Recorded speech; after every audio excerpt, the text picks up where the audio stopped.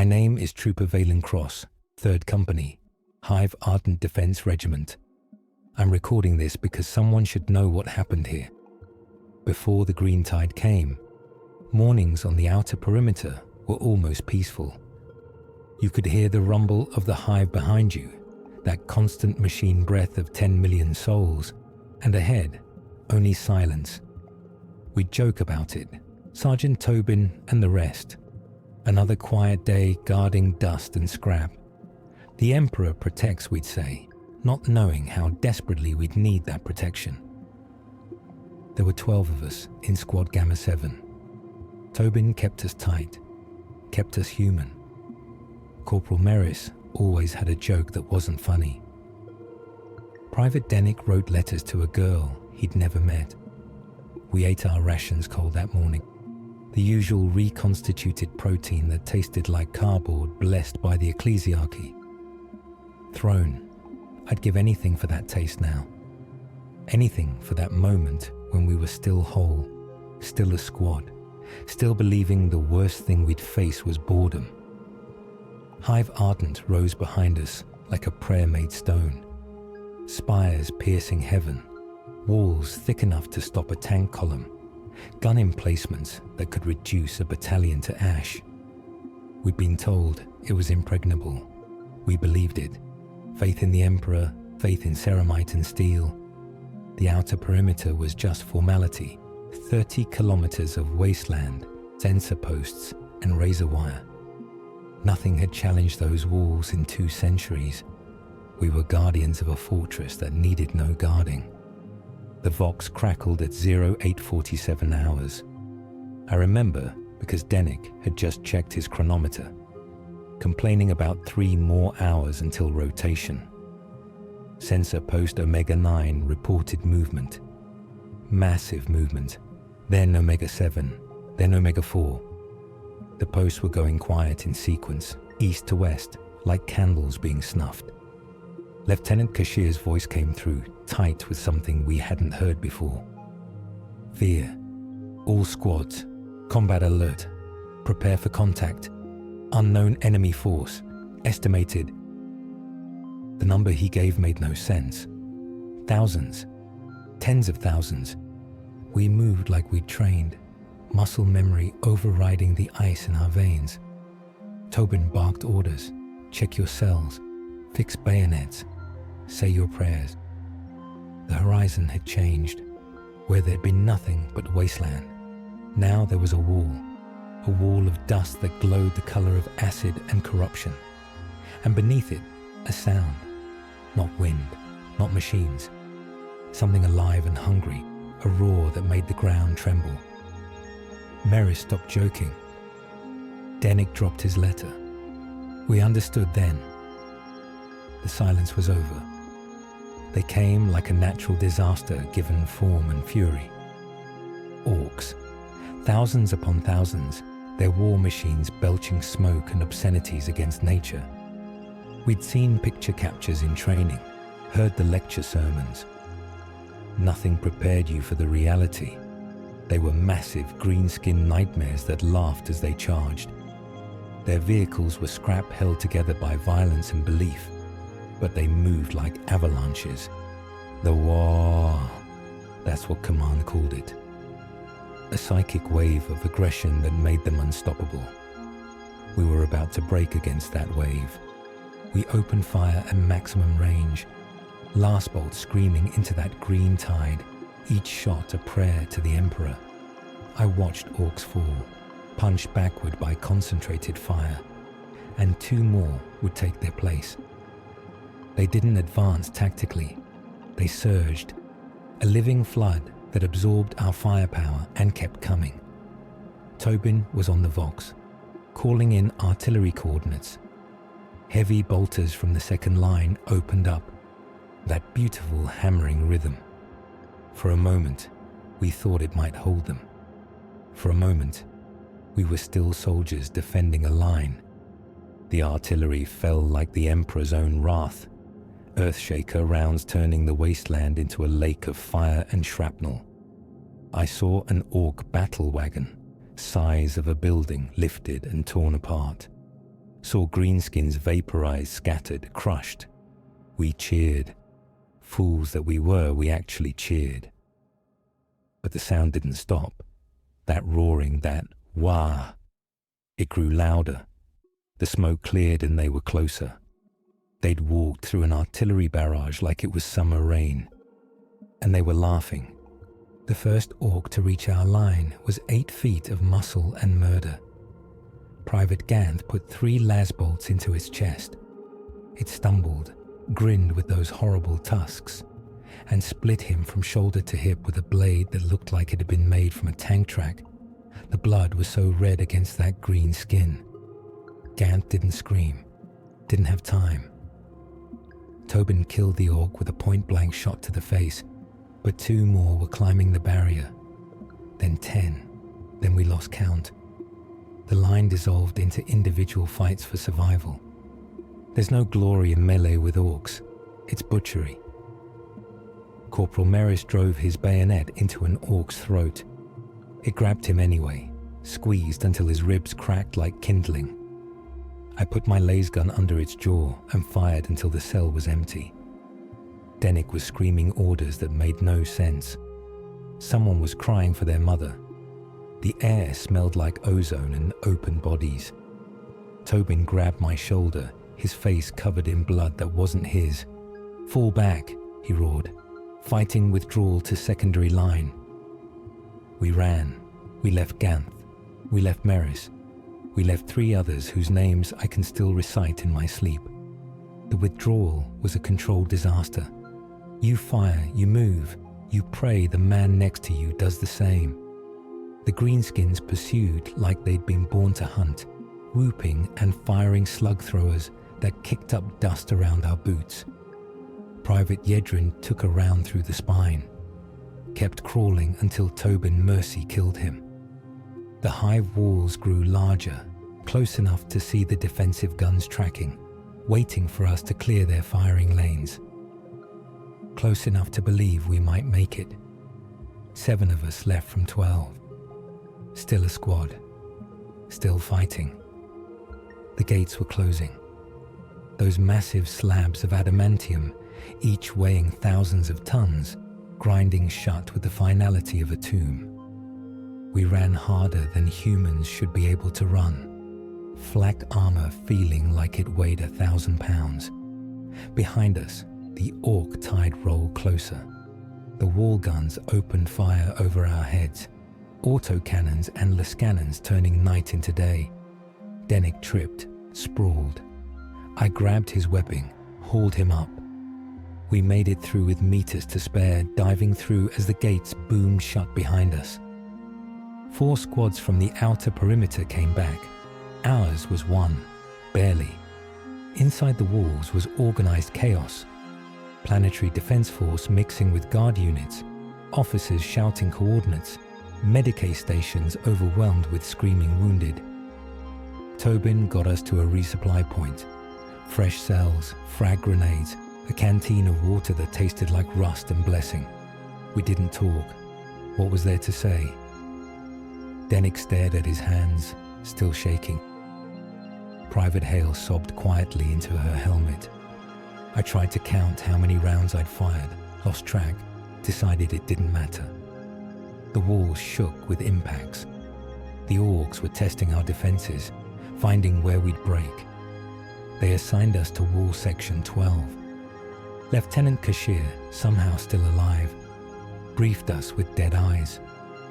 The Orks had encircled the hive, complete siege. Millions of them, command estimated. Maybe more. They'd hit us in waves, probe for weakness, then concentrate on the breach. Our job was to hold until reinforcements arrived. "Help is coming," Kashir said. "Space Marines have been contacted. 3 days. We hold for 3 days. 3 days. Throne of Terror." The Orks were already building siege towers from scrap, already chanting their war cries. 3 days might as well have been 3 centuries. The first siege tower reached our section at midnight of day 1, a monstrosity of welded scrap and stolen plating. crawling forward on treads that screamed metal against stone. We poured fire into it, Las bolts, grenades, even a rocket launcher that Sergeant Tobin commandeered from a weapons team. The tower burned but kept coming. When it hit the wall, a ramp dropped and orcs flooded out like a green infection bursting from a wound. We met them at the ramparts, bayonets against cleavers, faith against fury. The fight lasted 6 minutes, felt like 6 hours. Private Hale killed 4 orcs before one crushed her skull with a makeshift hammer. Trooper Venn, transfer from another squad, lasted 10 seconds. Dennick fought like a man possessed, empty lace gun used as a club, screaming prayers to the Emperor between impacts. I remember thinking he'd found his courage. Then an orc shot him in the stomach with a slug pistol. He fell off the wall. I heard him hit, didn't hear him scream. Tobin pulled me back before I followed. "We hold the line," he roared. "We hold." 5 of us left now, strangers from broken squads filling the gaps. Day 2. The walls held but barely. Every section reported breaches, counterattacks, desperate stands. Our artillery fired continuously, barrels glowing red hot, crews working until their hands bled. I was assigned to haul ammunition, crates of shells weighing more than a man, carried at a run from magazines deep in the wall's core. Each journey through those corridors was a glimpse into hell. Wounded everywhere, dead stacked like cordwood.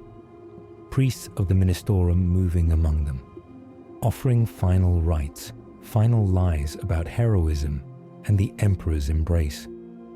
Maybe they weren't lies. Maybe dying here meant something. The command net was a symphony of disaster. Wall sections 5 and 19 had fallen. Counterattacks had retaken them. But the cost was brutal. The orcs weren't just attacking. They were learning, concentrating their siege towers, using crude bombs to blast through weak points. Command kept saying Space Marines were en route. 2 more days, 1 more day, tomorrow. The words became meaningless. Time was measured in waves. In the moments between trying to kill you, Tobin kept us focused. Check your cells. Watch your sectors. The Emperor protects. That last part was harder to believe with every hour. I stopped being afraid somewhere in the second night. Stopped feeling much of anything. You can only sustain terror for so long before it burns out, leaves you hollow. I watched orcs die and felt nothing. Watched guardsmen die and felt nothing. Tobin shook me once, hard. "Stay with me, Cross," he said. "Stay human." I tried. Emperor knows I tried. But humanity seemed like a luxury we couldn't afford. You become a machine. Load, aim, fire. Load, aim, fire. Kill until you're killed. Maybe that's what the Emperor needed. Not heroes, just machines that bled. Day 3. They brought up their war boss. We saw him from the walls, bigger than any orc we'd faced, covered in crude armor decorated with skulls and trophies. He carried a mechanical claw the size of a chimera transport and roared orders that his horde obeyed instantly. The WAAAGH intensified. You could feel it, like pressure inside your skull. The orcs attacked in one massive wave, hitting every section simultaneously. No probing, no testing, just a green tide that crashed against our walls with the force of a tsunami. Wall section 12 was their focus, our section, our death. They blew the wall. Shaped charges they'd somehow cobbled together, slammed against the base and detonated. The explosion threw me 20 meters. Ears ringing, taste of blood and concrete dust. When my vision cleared, there was a gap. A wound in the hive's skin, 10 meters wide.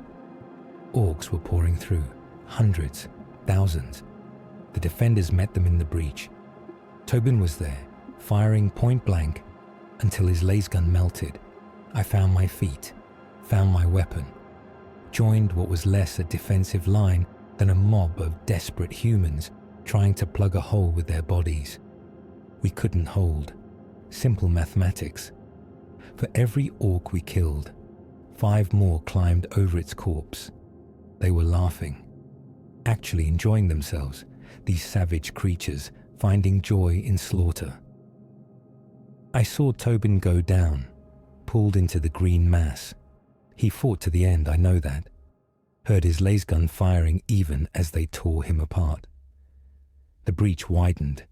We fell back, pulled deeper into the hive, fighting through industrial corridors. Officers tried to organize rally points. Platoons dissolved into squads. Squads into fire teams. Teams into individuals running through smoke-filled passages, trying to stay ahead of the green tide. The hive became a maze of metal and terror. We'd fall back, set ambushes in side corridors, kill a few greenskins, retreat before being overwhelmed. I lost track of who I was fighting with. Names didn't matter anymore. We were just guardsmen, just humans, just targets for the alien fury that had breached our sanctuary. Someone found a Vox still working, heard fragments of orders. PDF defending Sector 7, Guard holding Manufactorum 12, Ecclesiarchy calling for all faithful to the Grand Cathedral. That last caught my attention. The cathedral, heart of the hive, sanctum sanctorum. If anywhere was worth dying, it was there. We made it to the cathedral. Me and a trooper named Vex, young, couldn't have been more than 18. We stumbled through those massive doors, found ourselves in something almost holy. The Grand Cathedral of Hive Ardent, a space so vast you could lose a company inside it. Columns like stone prayers reaching for ceilings lost in shadow. And maybe 50 guardsmen, all that remained of the hive's defenders. An old priest was there, intoning passages from the Lectitio Divinitatus. Faith is our shield, he said. We had faith. We had almost empty lasguns. Against what was coming, we had nothing. We turned the cathedral into a fortress, pulled down pews for barricades, set up heavy weapons at the choke points. The priest blessed each position, anointing defenders with sacred oils. It should have felt absurd, faith and ritual while an army of Xenos was tearing through the hive. But it didn't. It felt necessary, like we were defending more than stone and metal, defending the idea that humans belonged here, that we mattered, that faith could hold against fury. Lieutenant Kashir, he'd survived somehow, set the defensive plan. They breach those doors, we make them pay for every meter. We hold until the Space Marines arrive. We hold until we can't. I prayed. First time since basic training. Not for survival. That ship had sailed. I prayed for purpose, for meaning. That when I died here, it would matter to someone, somewhere. The Emperor felt very far away. Maybe he always had been. Maybe faith wasn't about feeling his presence, but fighting anyway. The priest moved through the defenders, speaking names, remembering. You are the bulwark against the Xenos' terror, he said. You are humanity's defiance. You will be remembered. Pretty lies, but necessary ones. Vex was crying silently.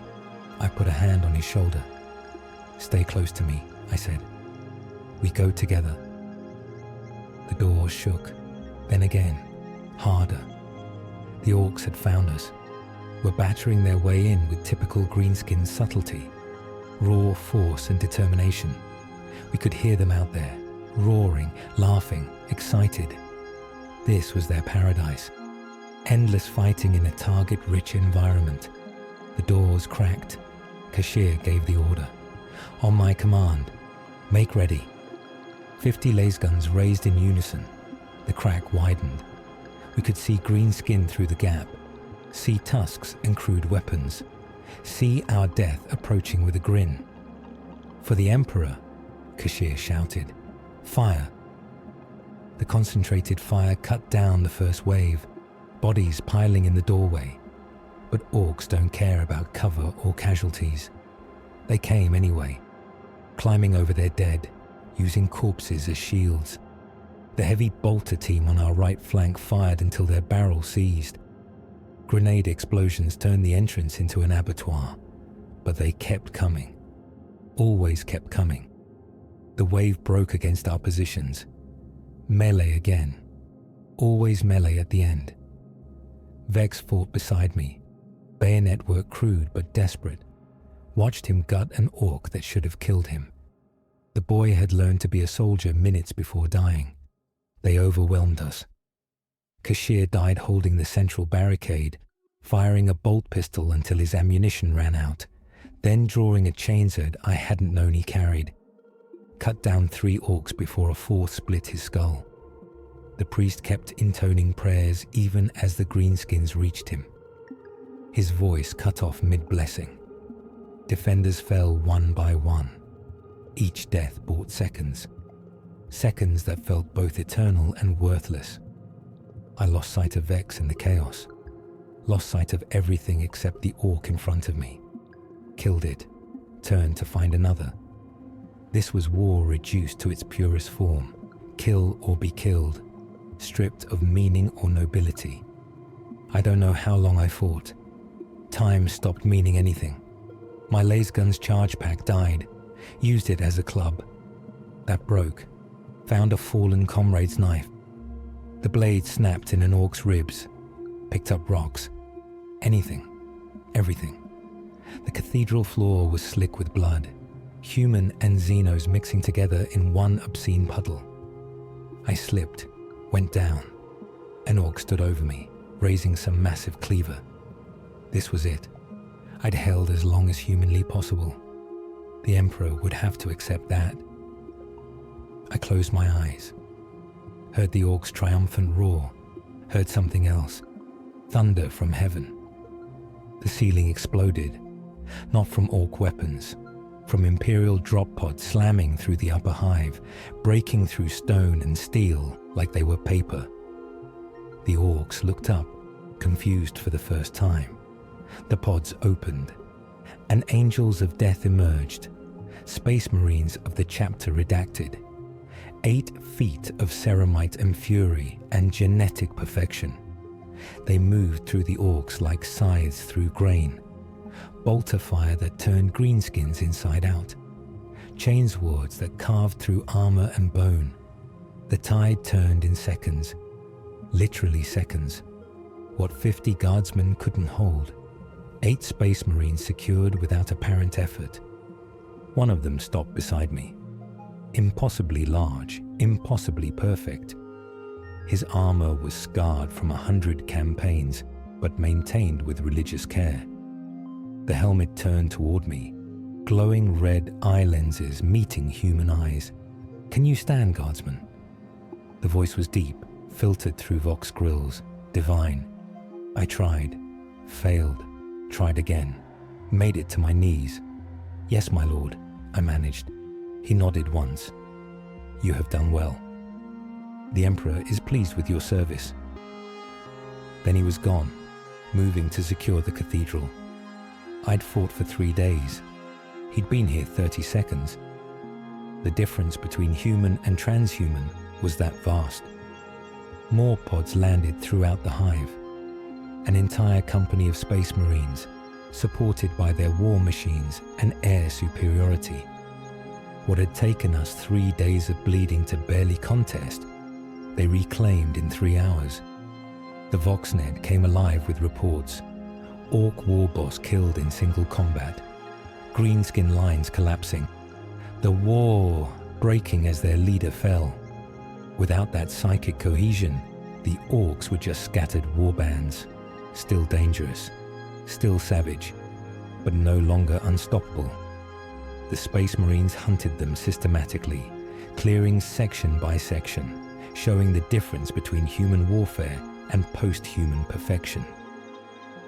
Dawn came. Actual dawn. Not the artificial cycle inside the hive. I made it outside somehow, stumbled to what remained of wall section 12. The wasteland was carpeted with Ork dead. Thousands upon thousands. The siege towers burned like funeral pyres. The walls stood, broken but standing. Hive Ardent had held. Not because of us. We'd merely delayed the inevitable. But we delayed long enough. Bought time with blood until real warriors arrived. Maybe that was enough.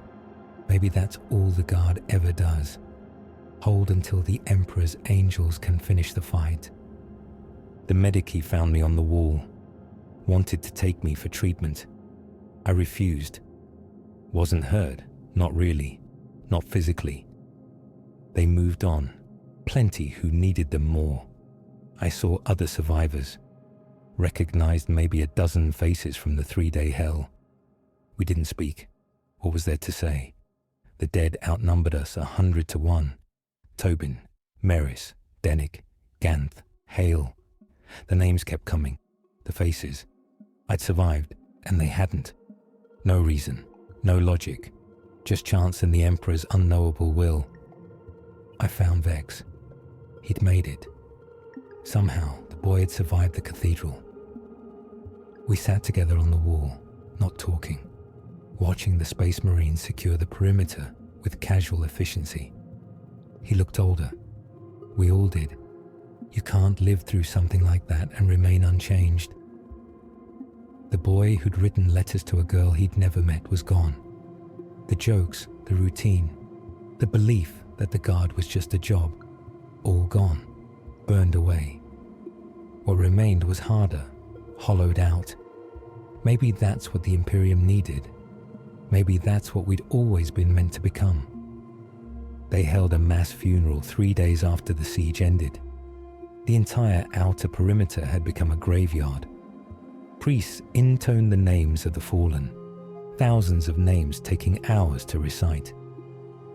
I stood with Vex and the other survivors at attention, listening to our dead being consigned to the Emperor's grace. When they spoke Tobin's name, something broke in me. Not crying. I was too empty for tears. Just a crack in whatever was holding me together. The priest said we defended humanity, that our sacrifice had meaning. I wanted to believe him. Throne help me. I tried. The Space Marine chapter master addressed us. 200 survivors from a garrison of 10,000. He spoke of duty and sacrifice, of the Guard's role as humanity's bulwark. You held when any rational assessment said you should break, he said. You are the reason the Imperium endures, not because of Space Marines or Titans or fleets, because common men and women stand their ground against impossible odds. His words should have been inspiring. Maybe they were. But I kept thinking about Tobin's face when he'd pulled me back from the wall, about Dennick falling, about how none of it had mattered in the end. They gave me a commendation. Valor in the face of the enemy, defense of Hive Ardent. A piece of stamped metal that meant I'd survived when better men hadn't. I accepted it because refusing would dishonor their memory. Pinned it to my flak armor next to my guardsman's uplifting primer patch. Vex got one too. We looked at each other, these pieces of metal on our chests, and understood the same truth. We weren't heroes. We were witnesses. The only testimony that our squad, our brothers, had existed, had fought, had mattered. Someone had to remember. Someone had to tell the story. So I'm recording this testimony, this confession. I want someone to know that Sergeant Tobin led with wisdom and died with courage. That Corporal Meris made us laugh even when there was nothing funny. That Private Dennick found his strength at the end. That we were Squad Gamma 7, 3rd Company, Hive Ardent Defense Regiment. We held the line. We did our duty. We died so the Hive could live. Not all of us. Not me. I survived. The Emperor's will, they say. I carry their names. I carry their memory. I carry the weight of being the one who lived. In the grim darkness of the far future, there is only war. But there are also stories. And as long as someone remembers, maybe that's enough. In the grim darkness of the far future, there is only war.